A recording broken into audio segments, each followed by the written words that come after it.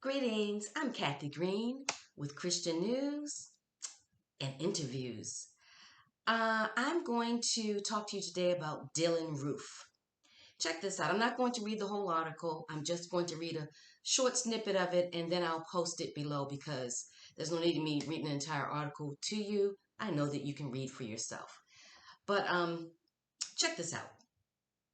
An appeals court Wednesday upheld a federal death sentence for Dylann Roof, a white supremacist who was convicted of killing 9 parishioners in a historically black church in Charleston, South Carolina in 2015.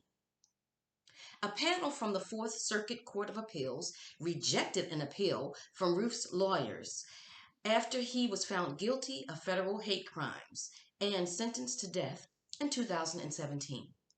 The appeals court said a federal judge who oversaw Roof's trial did not err by deciding Roof, whose lawyers say he suffered from severe mental health issues, was competent to stand trial or allowing him to represent himself in the sentencing phase.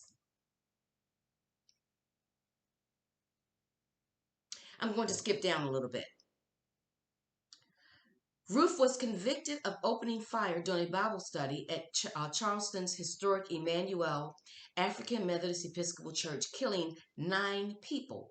He later confessed to the shooting, and told federal agents he deliberately targeted black people, viewed his actions as retaliation, and hoped to agitate racial tensions. The shooting directed nationwide attention to white supremacist violence.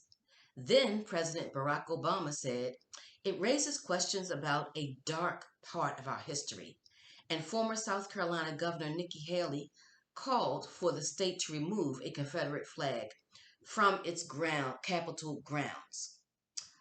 And I'll just read one more quick paragraph and discuss what I want to discuss. Death sentences are relatively unusual in federal court. Dozens of federal inmates are awaiting execution compared to thousands of people on death row in state prisons, according to data from the Death Penalty Information Center. I'm going to post this article. It's from Forbes. And for those of you who don't remember what he looks like, I'm going to show you on my iPad a picture of Mr. Roof. That's Mr. Roof, purposely trying to look crazy, purposely trying to trick people into thinking that he has a mental illness. But let me be very clear. Mr. Roof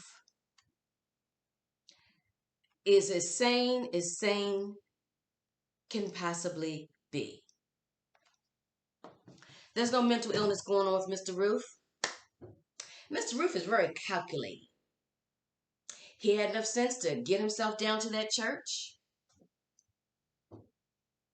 He had enough sense to check that church out first to make sure that it was predominantly black. He had enough sense to walk into the church and to sit there and receive the cordial behavior of the church members and their politeness. And he had enough sense to sit there and smile at them as they answered his Bible study questions. He had enough sense to remember to bring weapons with himself so that he could carry out this plan that he had concocted in his crazy like a fox head. He had enough sense to sit there and look at those human beings, knowing that within minutes he would kill all of them. Why? Because he claims retaliation. Retaliation for what? Those 9 people didn't know him from a hole in the ground. They'd never done anything to him. The few seconds that they know him, they embraced him. answer this ridiculous. I'm sure his questions were ridiculous, but they took the time to answer his questions. They were kind to him. They probably offered him a snack. And he sat there. He wasn't playing crazy then, knowing with his wicked, demonic mind that he was about to kill them. And he did. So I beg to differ.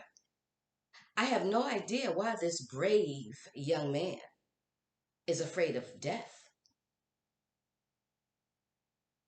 I don't know why he's afraid of death at all. He was bold enough to take that gun to that church and kill those human beings. So what he was so bold. He represented himself, and that's how bold he was. He represented himself. I guess no lawyer was good enough for him. No, he's not crazy. He's crazy like a fox. So bold that he represented himself. So why all of a sudden are attorneys involved? Can somebody tell me why attorneys are involved? You reap what you sow. And I would like to thank the federal government for giving him the death penalty. He has earned it. Take your medicine like a man. Take your medicine like a man. Now, what I would advise the federal government to do, although they didn't ask me for my advice, but if they were asking me for my advice, I would say to them, don't play games with this crazy like a fox young man. Don't drag this thing out.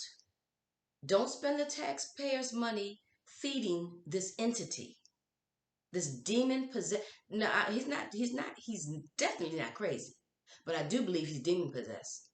You would have to be the wickedest, most satanic individual ever to walk into a church, sit down, and converse with the people that you know you're about to kill for no reason. Talking about retaliation. Retaliation for what? They never met you before. Punk.